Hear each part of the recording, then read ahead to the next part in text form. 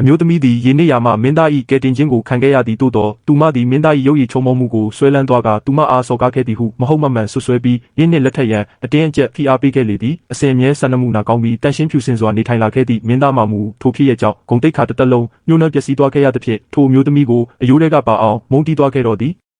မင်္ဂလာဆောင်ပြီးနောက်မင်းသားသည်သူမအားလူသူမရှိစွန့်ပစ်ထားသောအင်္ဂေဟာတစ်ခုတွင်ပိတ်လောင်ထားခဲ့ပြီးသူမဘာသာသူမရုန်းကန်ရှင်တန်နေထိုင်ရန်ပစ်ထားခဲ့လေသည်နှစ်ခန့်ကြာသောအခါထိုအမျိုးသမီးသည်ကုမရသောတည်စေနိုင်သည့်ယောဂဝေဒနာခံစားရပြီးတေလူမျောပါဖြစ်နေခဲ့သည်မင်းသားကအခြားအမျိုးသမီးတဦးနှင့်မင်္ဂလာပွဲကျင်းပနေချိန်ထိုအချိန်ကြမှသာအမျိုးသမီးသည်သူမလုပ်ခဲ့သမျှအရာအလုံးအတွက်နောင်တရခဲ့တော်လဲအရာအလုံးကနောက်ကျသွားခဲ့ပြီဖြစ်သည်နောက်ဆုံးတွင်သူမသည်နောက်တများစွာဖြင့်ဤလောကကြီးကိုနှုတ်ဆက်သွားခဲ့ရသည်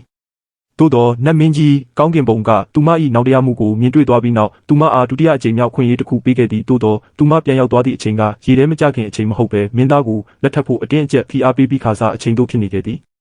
ထိုမျိုးသမီးဘာလို့ရမှန်းမသိဖြစ်နေစဉ်မှာပင်မင်းသားသည်တကားကိုကန်ဖွင့်ကဒေါသတကြီးအခန်းထဲသို့ဝင်ရောက်လာပြီးသူမအလိုရှိခဲ့တာဒါမျိုးလားဟုချက်ချင်းပင်ဒေါသတကြီးမိကုံးထုတ်လိုက်တော်သည်